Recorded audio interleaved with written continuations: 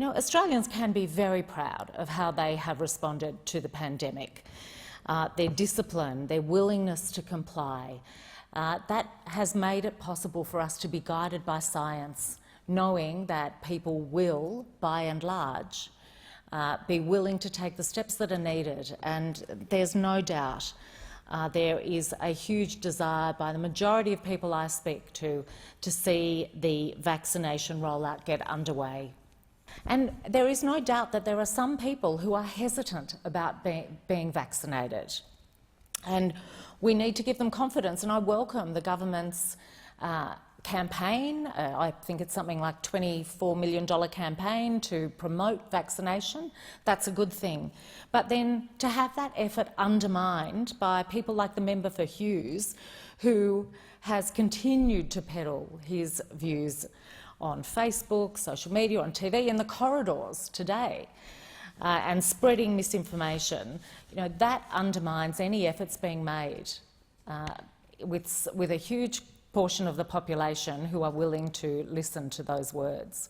So it is, where it's reported today that the Prime Minister has spoken with the member for Hughes and not only advised him that he isn't his doctor, but apparently he has had words asking him to change the sorts of communication he is doing. Well, I'll believe it when I see it, because we have had and the fact that it's come now, the member for Hughes has been peddling this misinformation about COVID from almost the day COVID was identified as a pandemic.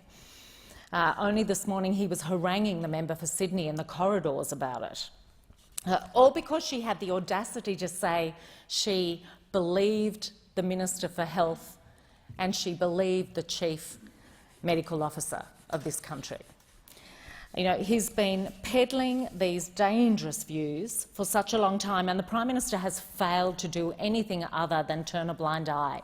He's failed to take any responsibility for the things that a member of his government is doing, things that were contradictory to what the Minister for Health and the Chief Medical Officer were saying. And in case people need to be reminded of what some of those things are, there has been a systemic undermining of confidence in all our medical and scientific institutions where they've spoken on COVID, not least the TGA. He has even went so far as accusing the Chief Medical and Health Officers of, and this is a quote, crimes against humanity. There have been, from the member for Hughes, conspiracy theories about Big Pharma. He has planted so much doubt about a range of therapeutic practices. He's promoted therapeutic practices, so-called therapeutic practices that have no medical basis. He, jumped on a whole lot of the Donald Trump bandwagon around this issue and thrived on being controversial around it and promoting things to people who were apt to believe. And he didn't just do it once. He didn't do it twice. He did it every day. He did it repeatedly. He did it over days, weeks and months. And I think that for the Prime Minister to speak with him today is far too little too late. We have asked the Prime Minister to speak publicly about the member for Hughes's views, and that has, to my knowledge, been yet to happen.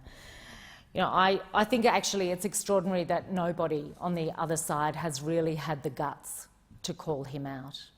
He must be an embarrassment to those opposite, and you really should speak out in droves about what he is saying and how he is undermining the very things that your government is standing for and we are supporting you on.